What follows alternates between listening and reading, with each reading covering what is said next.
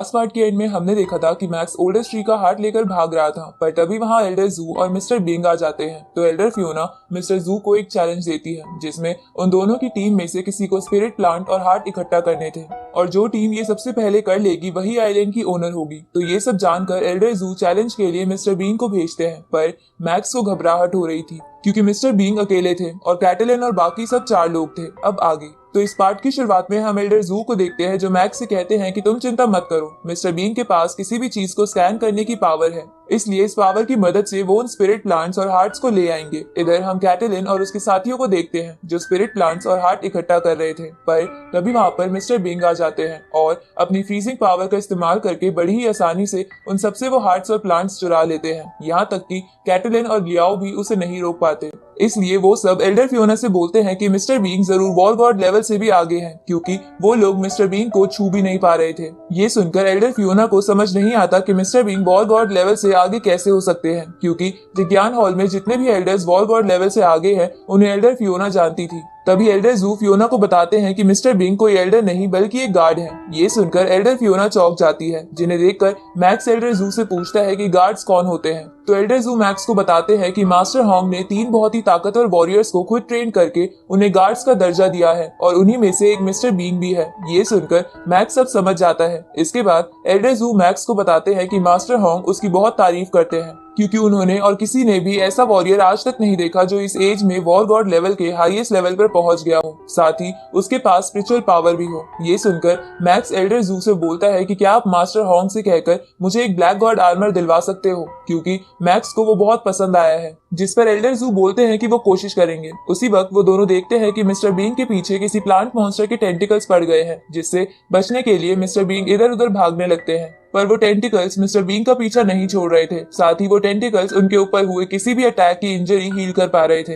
ये देखकर एल्डर जू मैक्स को अपने प्लेन में ले जाते हैं, क्योंकि मिस्टर बीइंग उनसे कई ज्यादा ताकतवर थे, और अगर एल्डर जू या मैक्स उन टेंटिकल्स के द्वारा पकड़े जाते तो ये मिस्टर बीइंग के लिए एक परेशानी बन जाती। इधर एल्डर फियोना भी कैटलिन और बाकी सबको बचाने चली जाती है। दूसरी तरफ मिस्टर बीइंग उन टेंटिकल्स को जमाने की कोशिश करते हैं, पर वो टेंटिकल्स अपने आप को बड़ी आसानी से छुड़वा लेते हैं और मिस्टर बीइंग को घेर कर उसे बहुत इंजर्ड भी कर देते हैं। ये देखकर मिस्टर बीइंग उन टेंटिकल से बचने के लिए अपनी बहुत पावरफुल जेनेटिक मूवमेंट टेक्निक का इस्तेमाल करके तुरंत ही प्लेन के अंदर आ जाते हैं और मिस्टर जू को वहां से चलने को बोलते हैं। इधर हम कैटलिन और बाकी सबको देखते हैं, जिन्हें एल्डर फियोना ने बचा लिया था। जिसके बाद एल्डर फियोना बोलिनास फैमिली से कुछ बियॉन्ड वॉर गॉड वॉरियर को उस आइलैंड पर आने को कहती है, क्योंकि एल्डर फियोना के अकॉर्डिंग इतने खतरनाक प्लांट मॉन्स्टर के टेंटिकल्स बहुत कीमती हो सकते थे। इधर प्लेन में मिस्टर बीइंग आराम कर रहा था, क्योंकि जेनेटिक मूवमेंट टेक्निक को इस्तेमाल करने की वजह से मिस्टर बीइंग की फिजिकल बॉडी बहुत डैमेज हो गई थी। तभी एल्डर जू बीइंग से बोलते हैं कि क्या तुम मुझे ये टेक्निक सिखा सकते हो,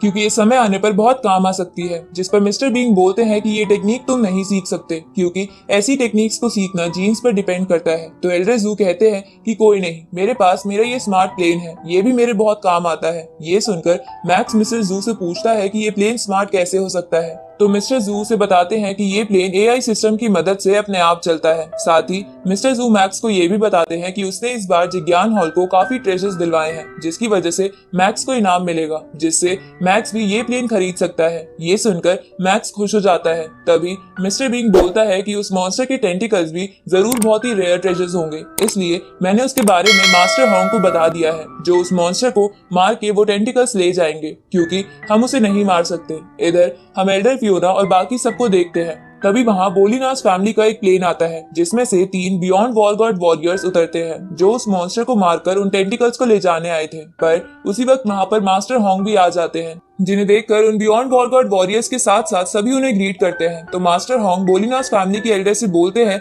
कि वो पहले उन मॉन्स्टर्स को मारकर टेंटिकल्स ले सकते हैं, लेकिन अगर वो ऐसा नहीं कर पाए तो वो यहाँ से चले जाएंगे। ये सुनकर वो एल्डर्स मास्टर होंग को थैंक यू बोलते हैं और उस मॉन्स्टर को मारने चले जाते हैं। लेकिन उस मॉन्स्टर पर कई सारे अटैक्स करने के बाद भी उस मॉन्स्टर को कुछ नहीं होता, इसलिए बोलिनास फैमिली के सभी लोग वहां से चले जाते हैं। जिसके बाद मास्टर होंग उन टेंटिकल्स के पास जाकर उन्हें एनालाइज करने लगते हैं। तभी वो टेंटिकल्स मास्टर होंग पर अटैक कर देते हैं, पर मास्टर होंग अपने चारों तरफ एक फील्ड बना देते हैं, जिसके अंदर वाले टेंटिकल्स हिल भी नहीं पाते। अब मास्टर होंग बोलते हैं कि मैक्स ने ये आइलैंड ढूंढकर बहुत अच्छा काम किया है, क्योंकि ये टेंटिकल्स एक्चुअल में रेड वाइन्स हैं जो एंशिएंट समय में पाई जाती थी, इसलिए ये बहुत कीमती है। इसके बाद मास्टर होंग उन टेंटिकल्स को लेने के लिए उस मॉन्स्टर को मार देते हैं। इधर हम मैक्स को देखते हैं जिसे मिस्टर जू ने इलाइट कैंप में छोड़ दिया था, जिसके बाद मैक्स मेडिटेट करते हुए एल्डर जू की बात सोचने लगता है, जिन्होंने मैक्स से कहा था कि अब मैक्स वॉर गॉड लेवल की हाईएस्ट स्टेज पर पहुंच गया है, इसलिए उसे अब इलाइट कैंप में रहने की जरूरत नहीं है और जल्द ही मास्टर होंग उसे बता देंगे कि आगे मैक्स को क्या करना है। इधर हम लियाओ को देखते हैं जो मैक्स को ना मारने के गम में पिए जा रहा था, क्योंकि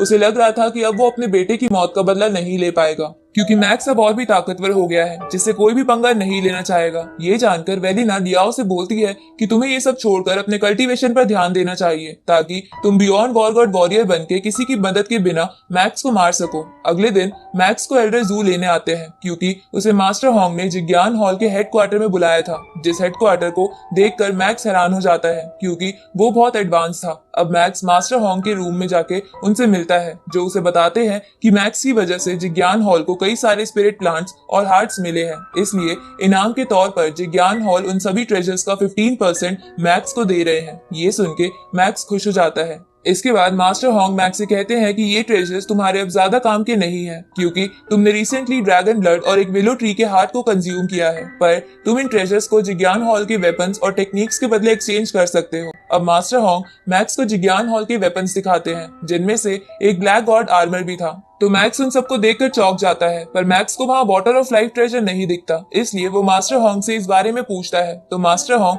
समझ जाते हैं कि मैक्स को वाटर ऑफ लाइफ उसके भाई के पैर ठीक करने के लिए चाहिए। तो वो मैक्स से कहते हैं कि वाटर ऑफ लाइफ इन सभी ट्रेजर से बहुत ज्यादा सस्ता है, इसलिए वो यहाँ पर नहीं है। ये सुनकर मैक्स मास्टर होंग से कहता है कि पर मैंने तो सुना था कि ड्रैगन ब्लड से बनने की वजह से वाटर ऑफ लाइफ बहुत ज्यादा महंगा है। तो मास्टर होंग मैक्स से कहते हैं कि ऐसा बिल्कुल नहीं है, ये सब अमेरिकन गवर्नमेंट के द्वारा फैलाए गए रूमर्स हैं ताकि वो वाटर ऑफ लाइफ की कीमत बढ़ा सके और वो ज्यादा प्रॉफिट हासिल कर सके। ये सुनकर मैक्स कुछ सोचने लगता है। तो मास्टर होंग मैक्स से बोलते हैं कि तुम चिंता मत करो, तुम वाटर ऑफ लाइफ को 1 महीने बाद होने वाले ऑक्शन में खरीद सकते हो। ये सुन के मैक्स इसके लिए मान जाता है। अब मास्टर होंग मैक्स को बताते हैं कि उसे इनाम में मिले ट्रेजर्स की कीमत 36.5 स्टार्स है। ये सुन के मैक्स मास्टर होंग से स्टार के बारे में पूछता है। तो मास्टर होंग मैक्स से कहते हैं कि स्टार एक स्टैंडर्ड मेजरिंग यूनिट है जिसकी कीमत $100 बिलियन होती है, इसलिए तुम्हारे पास जो 36.5 स्टार्स है वो 3.65 ट्रिलियन बन जाएंगे। ये सुन के मैक्स चौंक जाता है। तो मास्टर होंग मैक्स से कहते हैं कि तुम्हें इन पैसों को किसी फालतू चीज पर खर्च ना करके खुद के लिए वेपन्स और ट्रेजर्स खरीदने चाहिए ताकि तुम और ताकतवर बन सको। ये सुन के मैक्स सोचता है कि उसे फ्यूचर में बोलिनस फैमिली तंग कर सकती है, इसलिए मैक्स मास्टर होंग के कहने पर खुद के लिए एक ब्लैक गॉड आर्मर परचेज कर लेता है। तो मास्टर होंग मैक्स से कहते हैं कि ये ब्लैक गॉड आर्मर बहुत ही स्पेशल है जो मैं तुम्हें फ्री में दे सकता हूँ, पर इसके लिए तुम्हें एंशिएंट सिविलाइजेशन रुइंस में जाकर एक टेस्ट देना होगा और वहां से जीतकर एक ब्लैक गॉड आर्मर जिज्ञान हॉल को वापस करना होगा। ये सुन के मैक्स इसके लिए मान जाता है कि वो फ्यूचर में एंशिएंट सिविलाइजेशन का टेस्ट देकर एक ब्लैक गॉड आर्मर वहां से लेकर जिज्ञान हॉल को दे देगा। अब मास्टर होंग मैक्स को एक मेंटल मास्टर फंडामेंटल बुक का रिकमेंडेशन देते हैं क्योंकि वो बुक मैक्स की स्पिरिचुअल पावर को कल्टीवेट करने में बहुत हेल्प कर सकती थी। तो मैक्स ये जानकर उस बुक को तुरंत ही खरीद लेता है, जिसके बाद हॉल मास्टर मैक्स से कहते हैं कि तुम्हारे पास डिफेंस के लिए ब्लैक गॉड आर्मर आ गया है, पर तुम्हारे पास अटैक के लिए कुछ भी नहीं है, इसलिए तुम्हें यहाँ से एक अटैकिंग वेपन भी ले लेना चाहिए। ये सुन के मैक्स वहाँ के सभी वेपन्स को देखने लगता है, जिसमें से मैक्स को हेवनली फोरबिडन शटल नाम का वेपन बहुत पसंद आता है क्योंकि उस वेपन की मदद से मैक्स अटैक और डिफेंस कर सकता था, साथ ही मैक्स उसकी मदद से उड़ भी सकता था, इसलिए मैक्स उस वेपन को खरीद लेता है। लेकिन अभी मैक्स के पास 4.5 स्टार बचे हुए थे, तभी मैक्स को वहाँ किंग लेवल का एडवांस फाइटर जेट दिखता है जो मैक्स को बहुत अच्छा लगता है क्योंकि उसकी मदद से मैक्स एक जगह से दूसरी जगह आराम से जा सकता था, इसलिए मैक्स उस जेट को खरीद लेता है। जिसके बाद मास्टर होंग मैक्स से बोलते हैं कि अभी भी तुम्हारे पास 1.5 स्टार जितने स्पिरिट हार्ट और प्लांट बचे हैं। तो मैक्स मास्टर होंग से बोलता है कि वो इन्हें खर्च नहीं करना चाहता क्योंकि ये स्पिरिट प्लांट और हार्ट उसके फैमिली मेंबर्स कंज्यूम करके थोड़े ताकतवर बन सकते थे, जिससे मैक्स की अपनी फैमिली को लेकर चिंता थोड़ी कम हो जाएगी। इसके बाद मास्टर होंग मैक्स से बोलते हैं कि तुम्हारा अब इलाइट कैंप में रहने का कोई फायदा नहीं है क्योंकि तुम वॉर गॉड लेवल के हाईएस्ट लेवल पर पहुंच गए हो। इसके बाद मास्टर होंग मैक्स से बोलते हैं कि तुम्हारा अब इलाइट कैंप में रहने का कोई फायदा नहीं है क्योंकि तुम वॉर गॉड लेवल के हाईएस्ट लेवल पर पहुंच गए हो, इसलिए तुम्हें वहां रहकर कोई फायदा नहीं होगा। तो तुम या तो इलाइट कैंप को एज अ टीचर ज्वाइन कर लो या फिर अपनी फैमिली वाली सिटी सिटी में जिज्ञान हॉल के इंस्पेक्टर बन जाओ। ये सुन के मैक्स जिज्ञान हॉल का इंस्पेक्टर बनने का डिसाइड करता है ताकि वो अपनी फैमिली के पास रह सके। ये सुन के मास्टर हॉन्ग मैक्स से बोलते हैं कि अगर तुम अपनी फैमिली वाली सिटी में इंस्पेक्टर का काम करना चाहते हो तो तुम्हें सबसे पहले वॉर गॉड वॉरियर का टाइटल हासिल करना होगा, जिसपे मैक्स इसके लिए मान जाता है। इसके बाद मैक्स हेडक्वार्टर से बाहर आ जाता है, जहां एक एआई रोबो मैक्स को उसके जेट के पास ले जाती है, जिसे देखकर मैक्स हैरान हो जाता है क्योंकि वो जेट बहुत ही स्टाइलिश था। अब मैक्स अपनी आइडेंटिफिकेशन कंप्लीट करके जेट में चला जाता है, जिसके बाद जेट का एआई सिस्टम मैक्स को ग्रीट करता है और उसे बताता है कि आपके बाकी वेपन्स और ट्रेजर्स भी प्लेन में ही रखे हैं। तो मैक्स उन्हें देखने लगता है, जिसमें black God armour, heavenly forbidden shuttle और उसकी स्पिरिचुअल पावर बढ़ाने की एक बुक थी। इसके बाद मैक्स अपने एआई सिस्टम से इलाइट ट्रेनिंग कैंप में चलने को बोलता है। आगे इलाइट ट्रेनिंग कैंप पहुंचकर मैक्स अपने ब्लैक गॉड आर्मर को टेस्ट करने लगता है, जहां हमें पता चलता है कि black God armour nano technology से बनाया जाता है, जिसकी वजह से मैक्स उस पूरे आर्मर को एक रिंग, शर्ट या किसी भी तरीके से पहन सकता है, जिसके बाद मुसीबत आने पर वो आर्मर अपने आप ही मैक्स की बॉडी को कवर कर लेगा। अगली सुबह मैक्स वॉर गॉड टाइटल हासिल करने के लिए एरिया 001 में जाता है, क्योंकि उसे वॉर गॉड टाइटल लेने के लिए एक बहुत खतरनाक मॉन्स्टर को मारना होगा। इसलिए मैक्स अपनी हेवनली फोरबिडन शटल का इस्तेमाल करके उस एरिया में आ जाता है।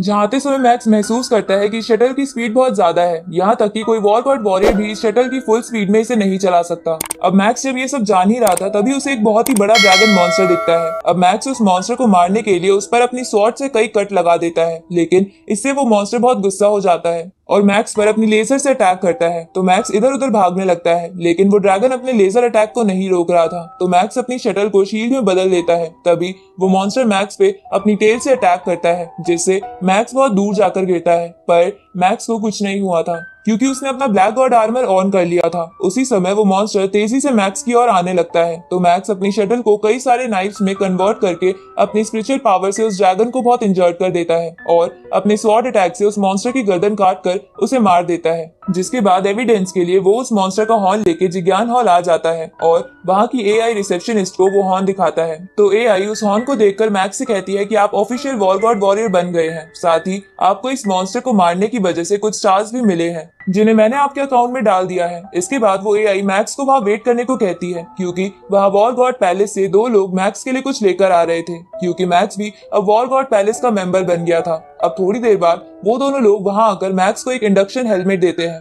जिसकी मदद से मैक्स कभी भी वॉर वर्चुअल वर्ल्ड में गॉड पैलेस की मीटिंग अटेंड कर सकता था। अब मैक्स उस हेलमेट को लेकर वापस इलाइट कैंप आ जाता है, जहां वो अपनी फैमिली के पास जाने से पहले अपने दोस्तों को कॉल करके बाय बोलता है। तो वो दोस्त ये जानकर खुश होते हैं कि मैक्स ने इतनी जल्दी इलाइट कैंप क्रॉस कर लिया। इसके बाद मैक्स केन को भी अपनी इलाइट कैंप से जाने वाली बात बता देता है, जिसे जानकर केन भी हैरान था, पर वो मैक्स को रिप्लाई नहीं करता। अब मैक्स इलाइट कैंप से निकल जाता है और इसी के साथ हमारा ये पार्ट यही खत्म होता है।